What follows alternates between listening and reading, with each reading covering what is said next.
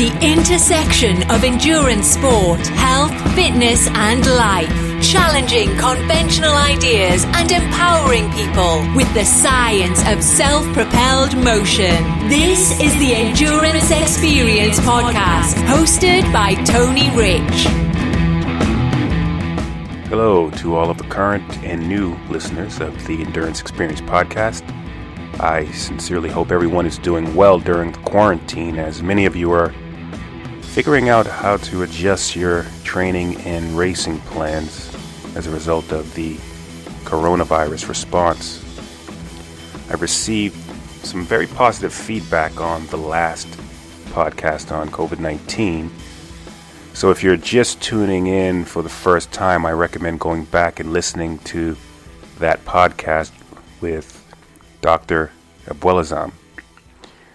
As always, if you're interested in joining the conversation about the podcast episodes, you can join us in our private Facebook group on Facebook, which is simply Endurance Enthusiasts. You can do a search for that and you'll find it.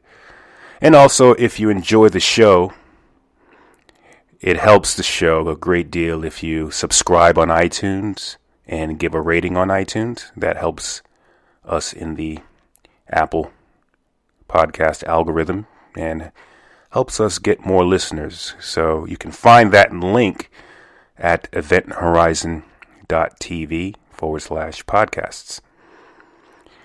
So I'm very excited about today's guest. Given what's going on in the world, we need to hear more motivating messages, and this guest today certainly does not disappoint.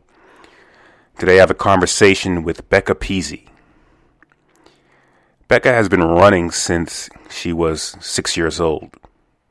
She ran her first race with her dad, and she's never stopped running.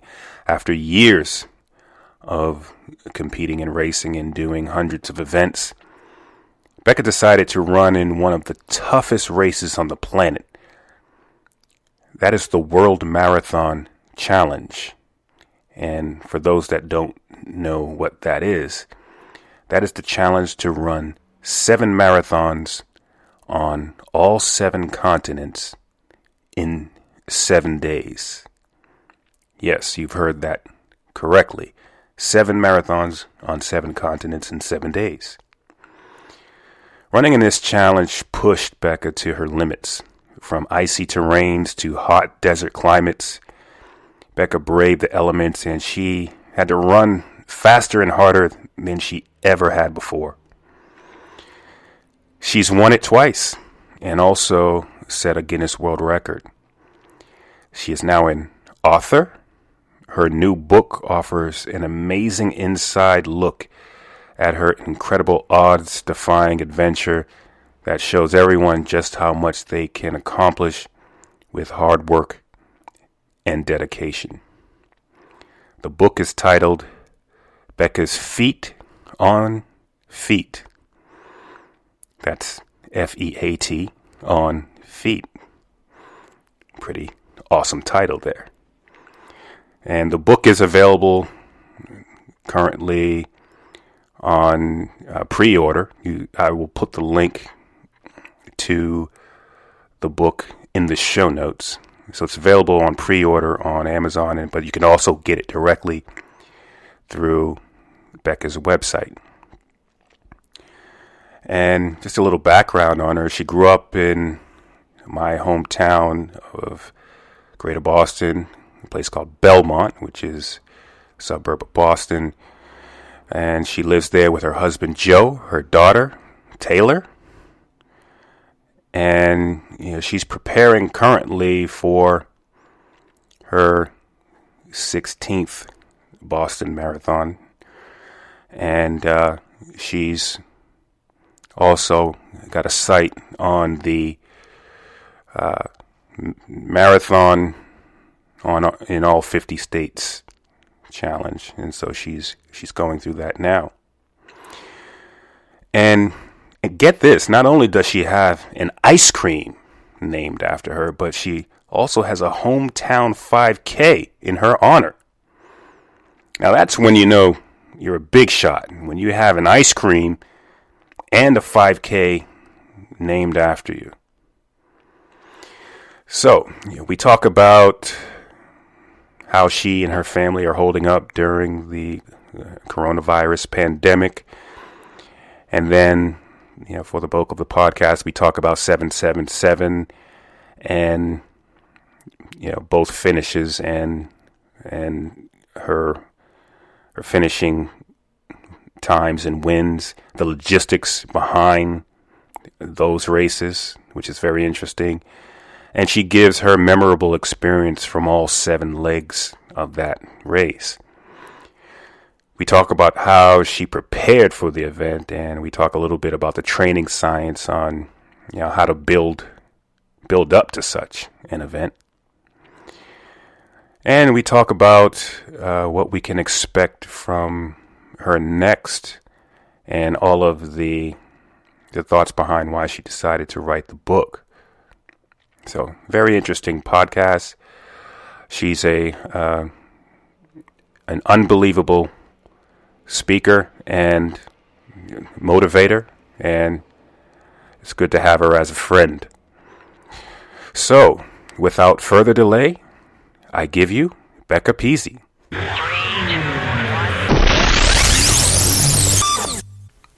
I am on today with Becca Pizzi. Thanks for coming on to the podcast. Of course. Thanks for having me. All right. So many people who listen to this podcast know who you are. And, so you've completed the World Marathon Challenge twice. And that obviously was an incredible feat. So I want to start by talking about that and talking about why you decided to take on the World Marathon Challenge. But before we do that, how are you holding up in this environment with the coronavirus, and how are you and your family getting along, and has this affected your family and training life at all? So, ironically, I'm running like every day, 6 or 7 days a week, and usually I'm quality over quantity, doing like 5 days, and running keeps me sane. So I've kept consistency of getting up at 5:30 in the morning and going at that time, and we're healthy, thank God, and doing well. But this is so unknown for us because we're such busy people. So to have this time, I'm trying to make the most of it and play games with my daughter and stay as busy as I can. Yeah, it's definitely an unprecedented time. I've never seen anything like this in my time. And I definitely agree with a lot of the race closings. I think that's probably the only decision that could have been made in this environment. But it's good to hear that you and your family are doing well. Mm-hmm. So let's talk about World Marathon Challenge. So let's pretend that someone who's listening doesn't know anything about you or the World Marathon Challenge. And so for the listeners, the World Marathon Challenge is 7 marathons, 7 continents in 7 days. So how did you decide that you wanted to do this? And what did your family and friends think? Did they think you were crazy?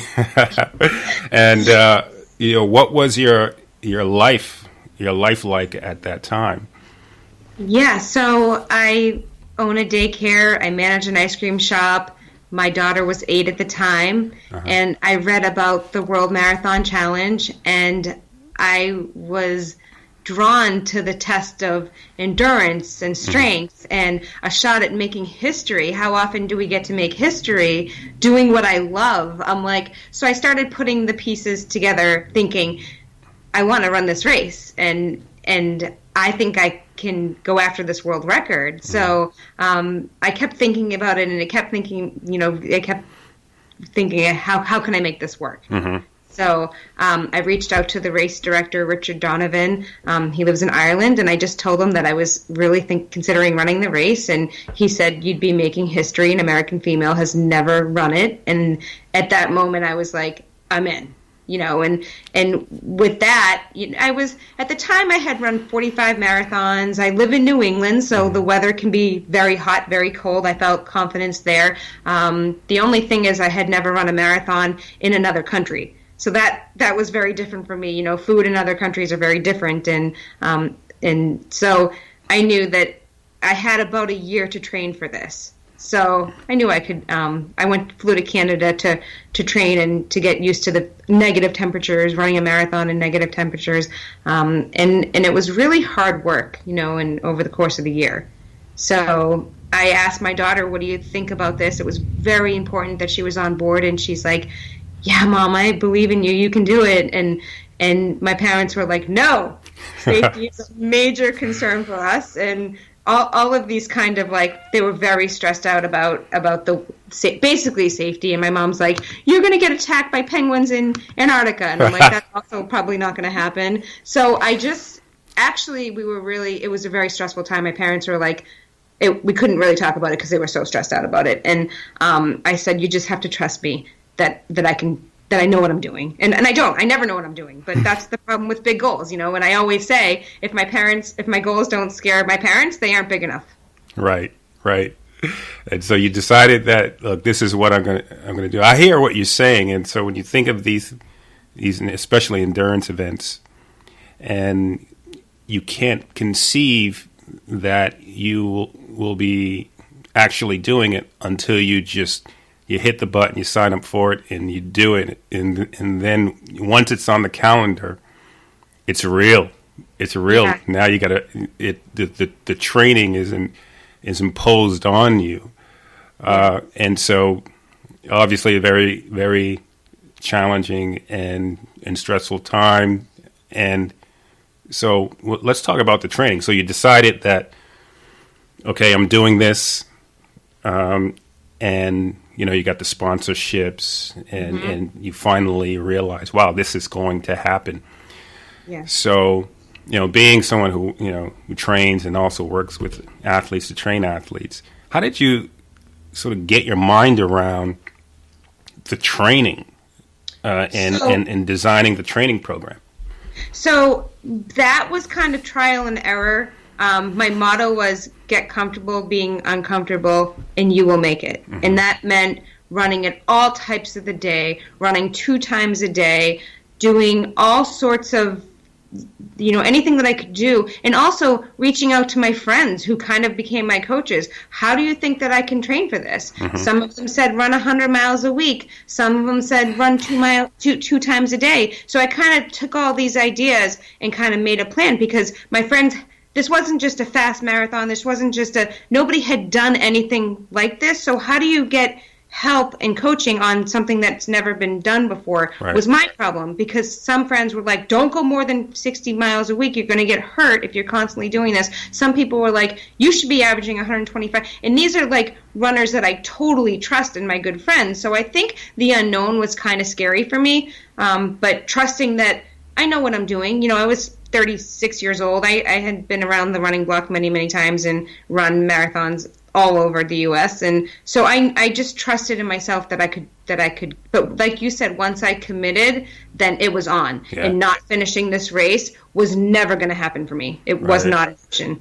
Right. Wow. So you were pretty much self-coached and self-trained, and you sort of just did it. I mean. Yeah. The number of people who have done something like that is basically a very small number. The number of people who have done a marathon is small relative to the rest of the world. The number of people who have done that race, the World Marathon Challenge, is tiny. So obviously, there probably wasn't any training protocol on the books. So you sort of had to just come up with it. Yeah, you had to figure it out on your own, and even to get to Antarctica, who's been to Antarctica? They can't even, you're not just going to go sightsee. You have to make sure that you're totally protected head to toe to run in those conditions. They're extreme. Yeah. Yeah, so at peak, did you just sort of, how many miles in a week, a 7-day week, do you think you ran at peak to train for it? Peak, I was 110 miles. 110 miles, wow. I did that 4 times. So I treated it much like marathon training. So I'd have like your first session and then your second, and then you know how you'd go like three 20-mile runs? Yeah. Those 100-mile weeks. Right, 100-mile weeks, and you build up the sort of peripheral system readiness, the soft tissue toughness and sustained. Yeah, okay, that's pretty amazing. I mean, I think even ultra marathoners would find that to be a challenge. Yeah. Wow, that's very interesting. Okay, so let's talk about the first World Marathon Challenge that you did in 2016, and take as much time as you want with this, because I think listeners would find this very interesting. If you can sort of take us through, the 2016 event, the logistics as far as everything, getting from continent to continent, and each stage and some of the memorable moments of each stage.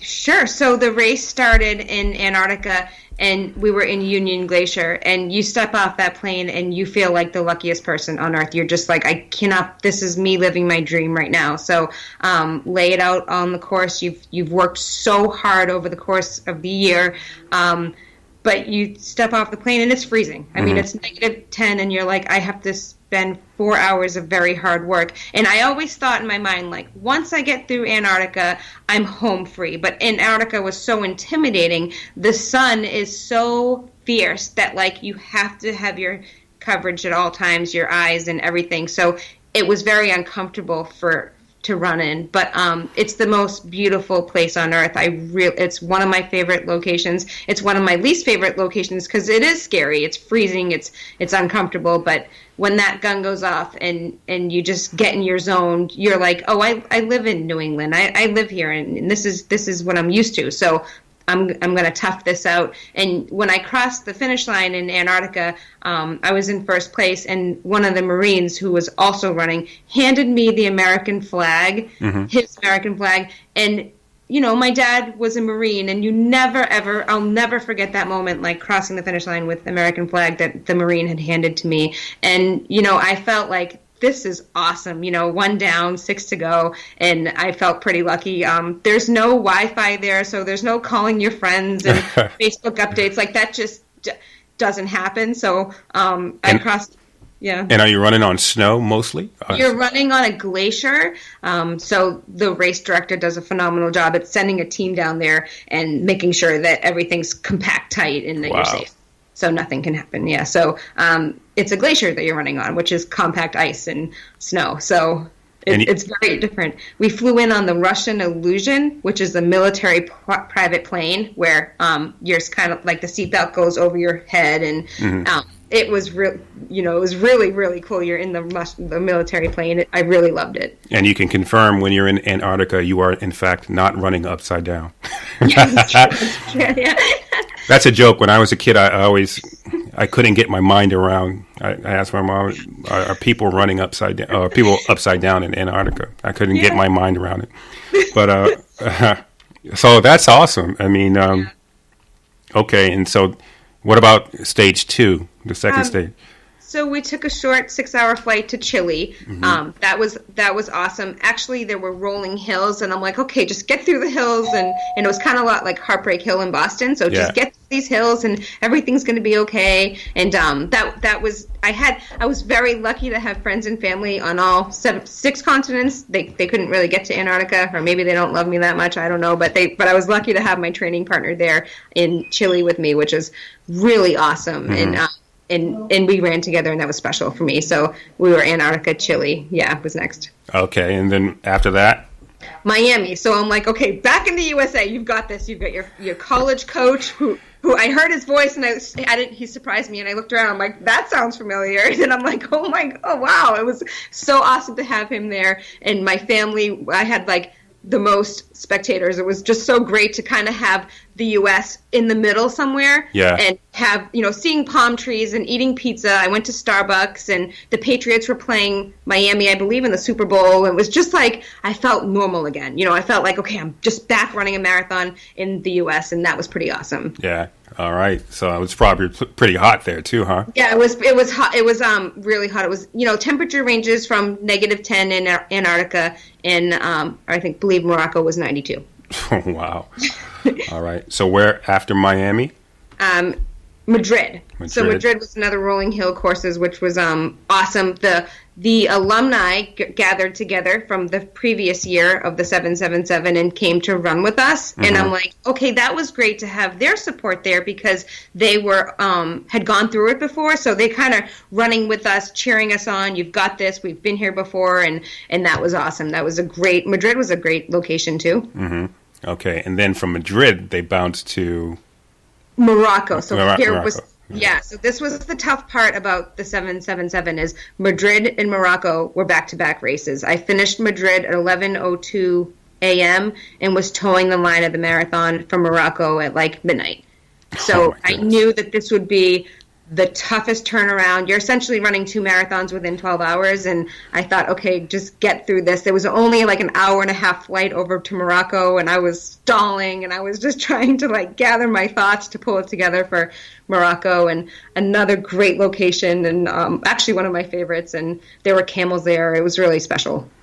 Wow, I mean, that must have been very difficult to do that with how much time in between? We only had about 12 hours in between. That would be the quickest turnaround. So you rested, ate, try to get some shut-eye, and then come right back at it. Just go at all times, eat, sleep, fly, run, repeat. That's at all times you were doing one of those things. Wow. Okay. Now, so that's 1, 2, 3, 4, 5. What was this second to the last? Dubai. So here comes the problem, Dubai.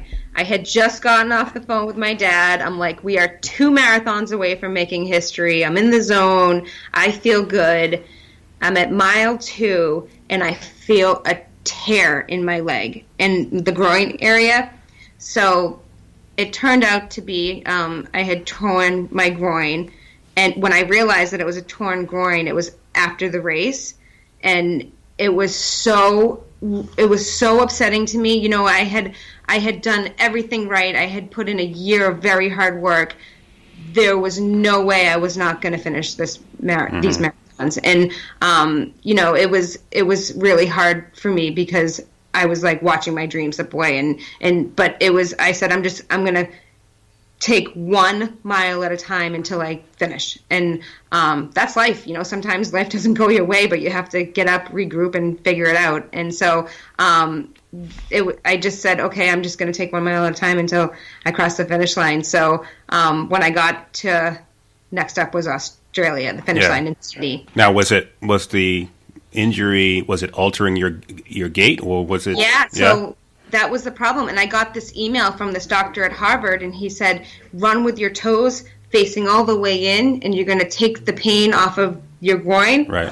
And I said, well, I'm going to kind of look like a duck, but I'll try it. I'm desperate. I don't know what to do, but I'm finished. I always, in my mind, I thought I would run on broken legs if I had to, and I didn't really realize that the human body could break down. That's never happened to me. Like, the human body could break down the way that it broke down. I mean, it just, and so... And so I said, I got your email, and I'm going to work on it, and thank you for that. And it helped me so much because Associated Press was at the last race. Right. And when I saw them, I had to straighten the legs back out just to make it, my gait wasn't like terrible in the photos. And I remember being in excruciating pain. So that was very hard. And what was awesome is one of the airline stewardess, when I was crying on the plane because I was in so much pain, she was like, I'm going to switch out your ice pack. Go back to sleep. Let me help you. And she was there at mile 24 when I finished. Wow. And she's like, I knew you were going to finish, and I wasn't going to miss it for anything. And, so fast forward to Australia. Sydney was, all these locations were so awesome. Sydney, we were right around the Opera House. It was so awesome. And I crossed the finish line, and my parents were live on Skype, and they were crying, and they were like, we did it. And I was like, we? What? sweet. So now, after them giving me such a hard time, that's kind of like the joke going forward. But I'll never forget crossing the finish line, and my husband was holding the finish line tape for me, and it's just something, when you work so hard, you know what that feels like. Like it just is so rewarding. Yeah, that's awesome. I mean, I remember sitting at home and seeing the news report, and that's the first time I heard about you, and that's the first time I heard about the World Marathon Challenge. And I just remember the news report saying it. So that was you were the first American woman, correct? And that was also a Guinness World Record at the time. Yeah. And I remember saying, she did what? I couldn't. That was the first time that I heard about that. And I said, wow. And so many people know that I'm also local to Greater Boston. Yeah. So I said, oh, she's local. So that is incredible. And so, and you were, so your town recognized you. You've got I understand, an ice cream named after you. Is that right? Yeah, so I have the Becca 7, which is 7 ingredients at Moosey's Ice Cream in Belmont, and that was just very, very generous of the owner to do that for me. And I feel like, when I tell, you tell kids, like, you're in the Guinness Book of World Records, and then they hear about the ice cream, and they're like, you have an ice cream flavor named after you? I'm like, yeah, and then, like, I got to throw out the first pitch at Fenway Park, and like, all these, like, it's just been, like, I was in the Jordan's Furniture commercial, and I can't believe that people care about my dream. Like, these are my dreams, I laid it out there, right. And to have them, David Ortiz, we talked about running, and he's like, do you just run all the time? And it was so funny, and I said, I do, but I like to run. So we had a lot of laughs, and I've got to meet some pretty awesome people and speak at schools throughout the world, and I really feel so lucky. Yeah. You've got your own 5K named after you. And I do the Becca Pizzi 5K, and 100% goes to the scholarships for graduating seniors, and it's just a way to give back to the seniors, and it makes me feel good. And we have 500 runners come, and race director of the Boston Marathon comes, and it's just an honor. The community always has my back, and I feel so lucky. Right. All right. So for the listeners, make sure you go to Moody's in Belmont and get your Becca Pizzi ice cream, and then also run her 5K. That's great. I mean, because, and I know this just from, doing endurance events, because there are a lot of pro athletes out there, but when you have amateur athletes that do great things, monumental things, unprecedented things, it really allows the populace to get the message. And I know this because I met you in person. So you stand at what height? 5'1". 5'1". And so I mentioned that because there are many people that think that in order to be a superb runner, you need to be tall. You need to have a long inseam greater than torso. You need to be, and then people sort of use that as sort of a crutch and say, "Oh, I'll never be a good runner because I don't have these attributes," right? But I think amateur runners like yourself who have done amazing things show the world that it truly is possible. Anything is possible as long as you sort of put your mind to it. And so that's amazing. I think like people can relate to me. They're like, well, I have 2 jobs and I work. I'm a parent, or I'm a and I think that that's when they can say, okay, we can relate to her, and it makes me feel good. Yeah, absolutely. And so after doing this monumental thing, you decided to come back for more. You did it again. You did it again in what, 2018? Yeah, 2018. Oh, wow. And so did you have, the second time, based upon your experience, did you have any goal, or was it just, you just wanted to do it again? My goal was to lower my record. And this, so it's kind of like you run a marathon and you're like, okay, now I have time. How do I do it again? But when you're running it, you're like, I'm never doing this again. Lay it all on the course. I'm never coming back. And then you want to do it faster. Right.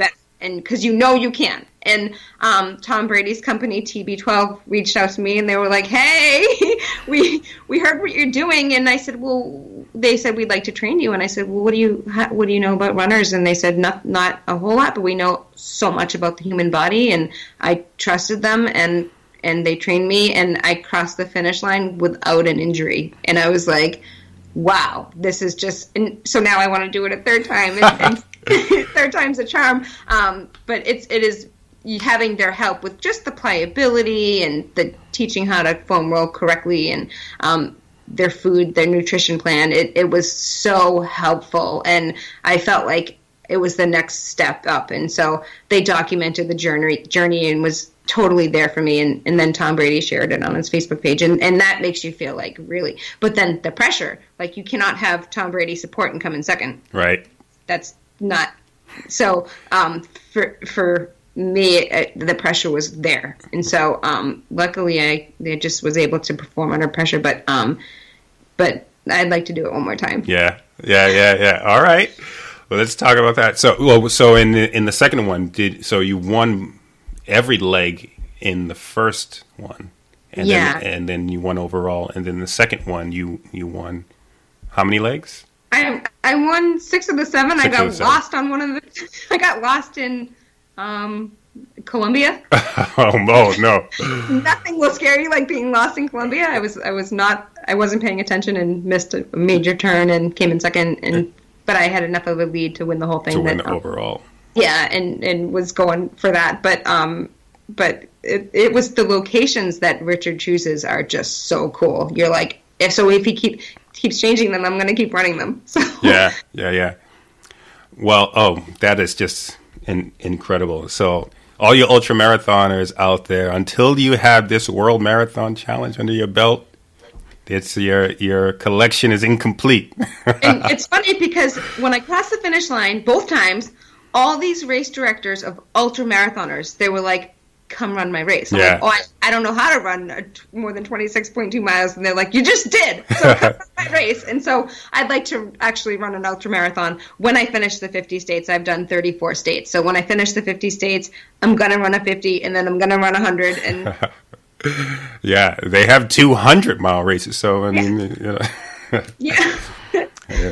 Yeah. So awesome. Well, let's talk about let's shift gears. So I understand you have a new children's book out based on your experience. So how did this idea come about, and what's the message that you like to get across? So the idea came about because I speak to schools throughout the year until obviously the summertime, but the kids would ask, do you have a book? They started asking, do you have a book? Do you have a, and I felt so bad about saying no, that I reached out to Mascot Books and said, let's partner, let's write a children's book. And it took about maybe a year and a half and finally came, and to watch it piece together, it's been so awesome. And my daughter read it for the first time, and I'll be speaking to schools about it. And I just want the children to know that you can do anything you put your mind to if you believe in yourself. And that's the message throughout the book, is that kind of showcases the journey through the 777, and then at the end it just kind of says to find your World Marathon Challenge, whatever it is that you're passionate about, and take chances. And I've almost personalized, we've just sold over 300 now, and I've personalized almost every single one of them, and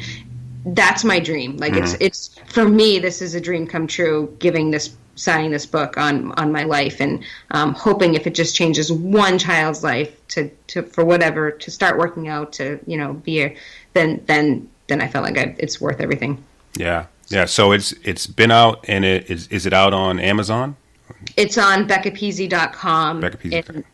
And then it's on pre-sales at Amazon and Barnes and Nobles. Okay, I am going to, for all the listeners, look for the link to the book in the show notes. I want everybody listening to get this book. I'll get it. All right. That's awesome. And, I think, there's a lot of inspirational books out there. I think this feat, both of them, I think they're right up there. Catherine Switzer, Bobby Gibb. great marathon runners who have done great things, not only for women, but just great inspirational tales. And so that's awesome. Congratulations. Thank you. And so what's next? So you already mentioned a couple things. Yeah. What's next for you? And, tell our listeners about anything that you want to tell them. Yeah, so the 50 states has been so fun. A great way to see the U.S. running a marathon in all 50 states. So I'm going to finish the 50 states. I've done 34, and then the plan is to run across the U.S. So that would be the next feat for me. And it's kind of like the same mentality of the 777. It's going to be very hard work, but I've had my eye on it for about 2 years, and I'd like to just go for it. Yep. So all 50 states. Anything else that you want to do? So bucket list. No, Kona. I'd like to run Kona Ironman World Championship. Yeah. Yeah, and so figure out how to do that and get it again. Like I know that would take over a year of very hard work and disciplined, and I like those goals. I love the endurance but it's I know that would be within a couple of years. I hope. And have you done Kona yet? Not yet. So maybe you and I can go after it. Yeah, you have no trouble. That's going to be But I think that would be the biggest feat for me is running Kona and training for it, and because I'd be out of my elements with swimming and biking, but I definitely think I'd like to try that. And of course, it sounds like you'll be doing more world marathon challenges though in the future, I guess. Yeah, I'd like to do third time's a charm. I'd like to do one more time. All right. Well, maybe I can try to get if I win the lottery. Yeah, that's the hardest part. But you find sponsorships and companies to work with you, and oftentimes people say I want to do it. It's $36,000, and I just say find a way because it is the most incredible way to see the world if you like to run. Right. Okay. All right. We want to be sensitive to your time, so we'll wrap it up. Any final messages, and where can people find you out on either social media or your website or anything like that? So I'm on Facebook is Becca Pizzi, Pizzi, and also on my website is beccapizzi.com. I just have my foundation finalized, so it's just I'm so excited to have that. And so, my advice is just to stay safe, and we're strong, and we'll get through this. Yes. Yeah, absolutely. All right, you heard it here, Becca Pizzi. Thanks for coming on to the podcast. Thanks for having me. Thanks again to Becca Pizzi for coming on to the podcast. I highly recommend everyone to go out in the show notes and get all of the respective links to her site, to the book link, so that you can grab your copy. Mine is on its way, and I hope you check it out too and support Becca.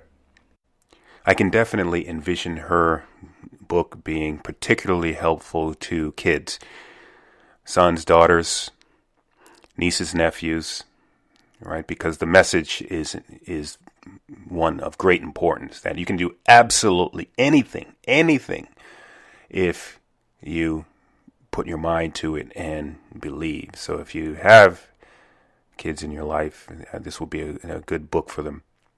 And so for those of you that are new to the podcast, at the end of the podcast, I traditionally do a little afterword, giving some of my thoughts about how the podcast went.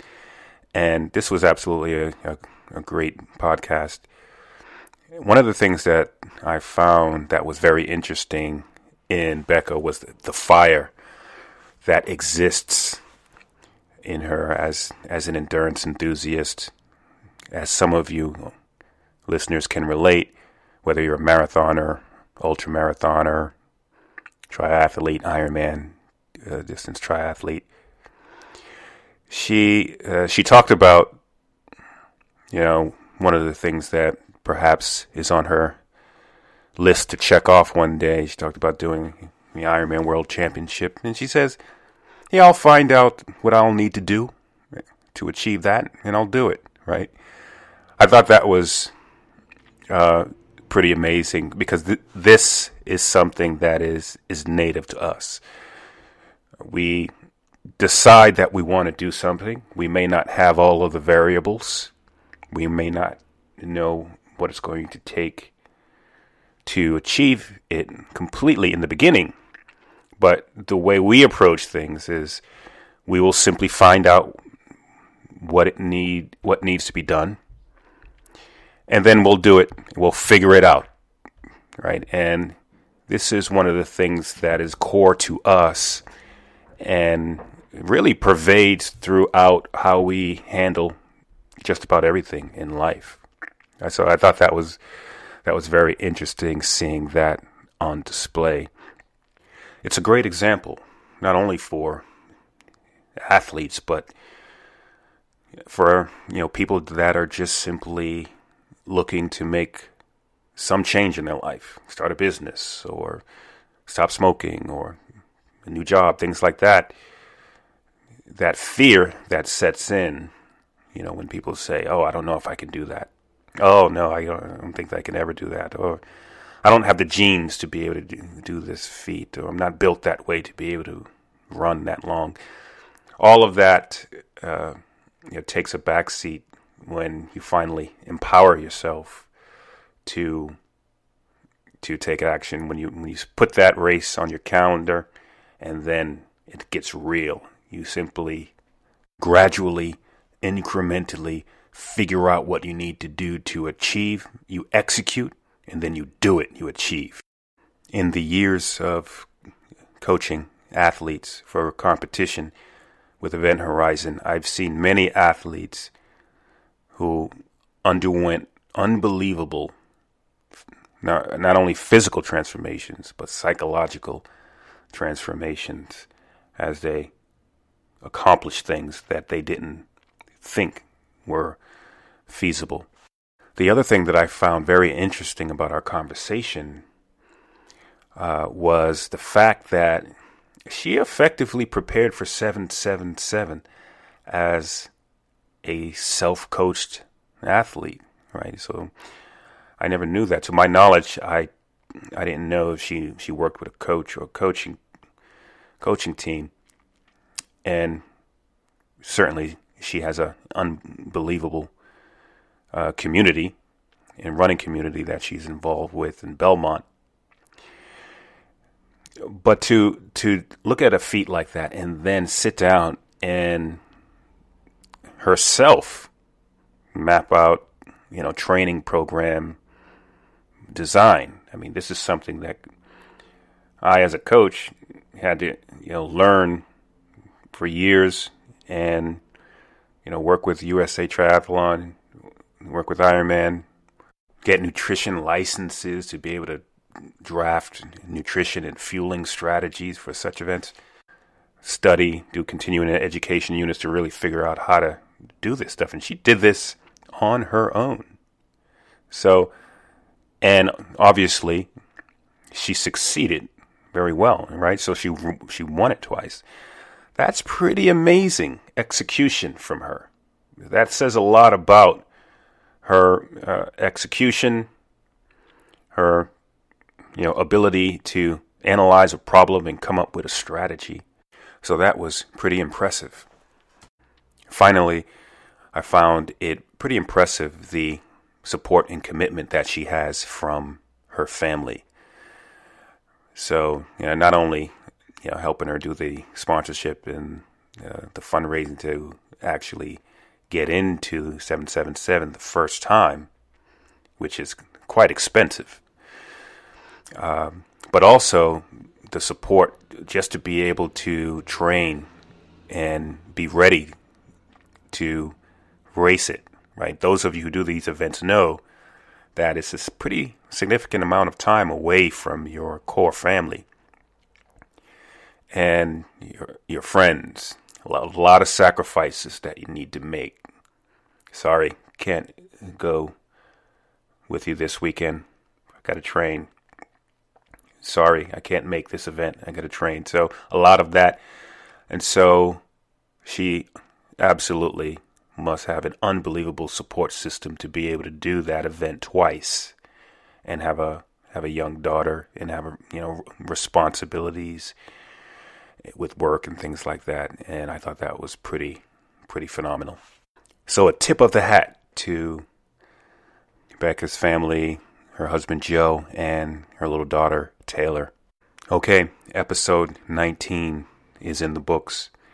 Our episode 20 is the best of episode of the Endurance Experience, and this will be the best of the second season. And just like that, the Endurance Experience is 1 year old. Actually, May 3rd was officially 1 year when we launched the first podcast. What an amazing year. Take a look back at some of our episodes, and the best of episode is always a fun one because I'll take maybe a handful of the podcasts of the second season and do an updated commentary on about a 10-minute blurb for each one. And that's always going to be a fun one. So it would be interesting to see which ones will make the cut for the best of the Endurance Experience second season. Thanks everyone for listening, and stay safe. Follow Event Horizon Endurance Sport on Facebook, Instagram and Twitter for training programs and services. To become a member of our Endurance Institute or for a complete archive of podcasts, log on to our website, eventhorizon.tv.